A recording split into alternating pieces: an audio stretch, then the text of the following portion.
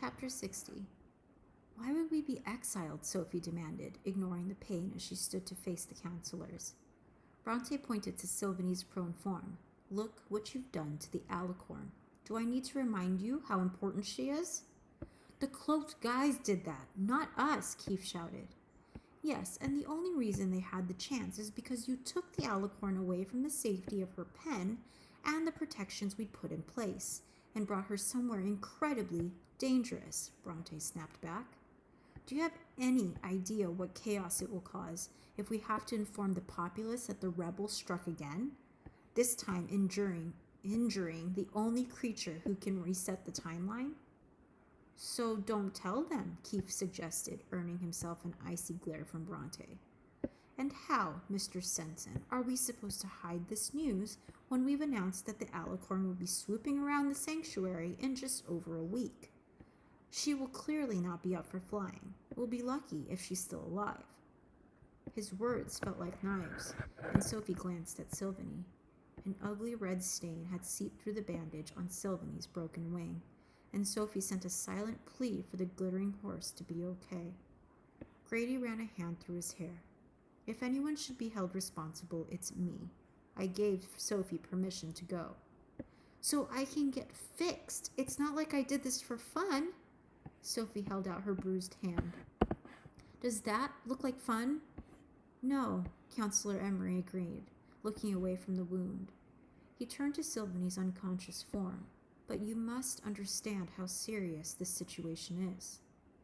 Kenrick stepped forward. I think perhaps we're focusing on the wrong concern. Sophie, do you still have the compass that led you to the Black Swan? Sophie started to nod, but as she reached for the charm, she realized the bracelet was missing. She checked her pockets, the ground, anywhere, everywhere. It's gone. Of course it is, Bronte grumbled. Did I have it when they brought me back? She asked Keith, who was checking his pockets too. I didn't notice. I was kind of distracted by how pale and unconscious you were. Adeline covered her mouth and looked away. Grady cleared his throat.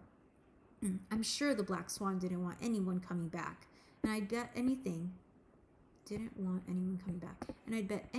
have abandoned that location anyway, now that the other group has found it. How did they find you, by the way? Do you think they followed you? On what? Sophie asked. We flew. And there were other ways you could have gotten there, Bronte interrupted. Safer ways you could have taken instead of endangering the alicorn and likely crippling it. Sophie stared at her feet. If she'd known that, she might have gone a different way, but the Black Swan instructed her to take Sylvanie. That was their ideas, not hers. Maybe they wanted this to happen. A niggling doubt whispered, but Sophie smothered it. No more doubting the Black Swan. They'd fixed her. They didn't kill Jolie. They didn't even come to their aid when the rebels attacked. Despite how confusing many of their methods were,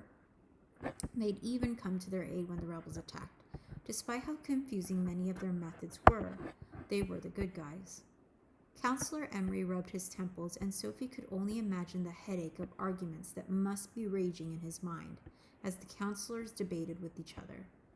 I think perhaps it's too early to make any decisions, he finally announced, holding up his hands. To decide if punishment is necessary before we know the full extent of the alicorn's injuries would be foolish. My recommendation is that we reconvene tomorrow, after Miss Foster has been treated and Sylvanie is awake. The other counselors murmured their agreement.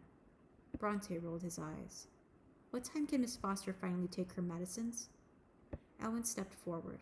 Not until after sundown tomorrow. Then we'll be back at sunset. Bronte raised his pathfinder like the matter had been decided.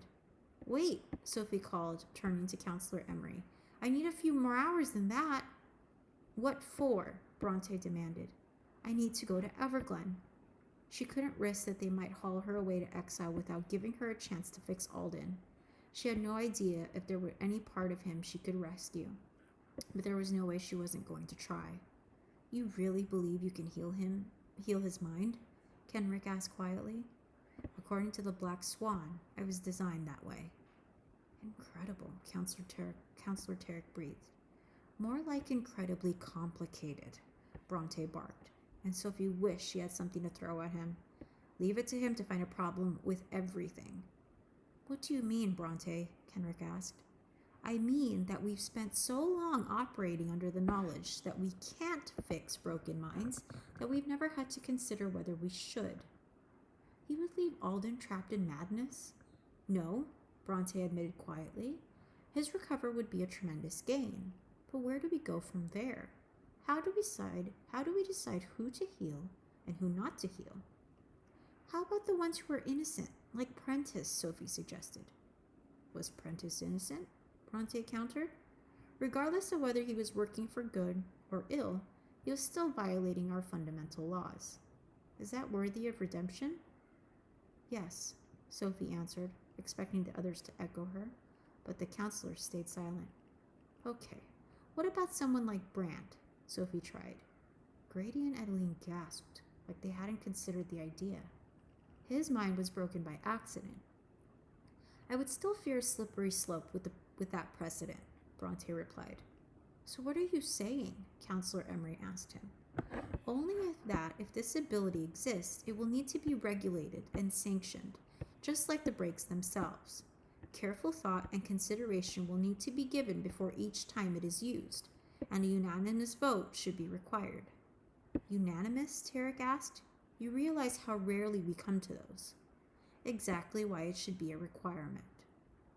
They argued back and forth and the others chimed in, some raising new points, others choosing sides.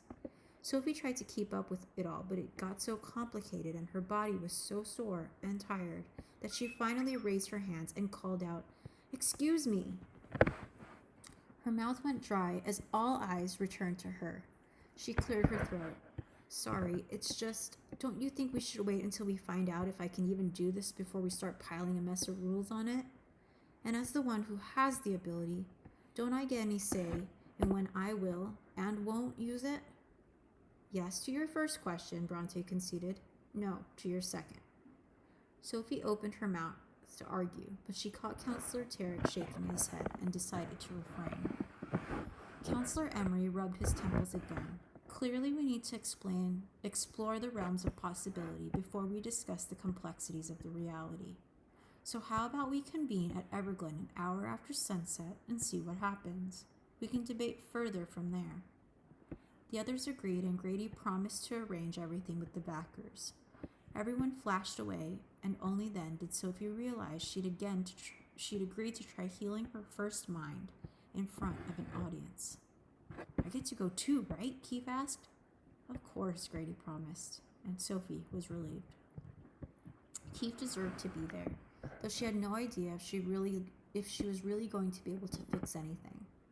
Good, Keith met her eyes, and his face turned serious. It's going to work, Sophie. I hope so. I know so, which means you need to get some sleep. You have to be well rested for tomorrow's celebration of epic proportions, and I guess I should probably go home too. Will you be okay? Yeah, I'll live. He dusted himself off as he stood. Try not to die while I'm gone, okay? And no almost deaths either. I'll do my best. He winked as he held his home crystal to the pre-dawn sunlight and slowly glittered away.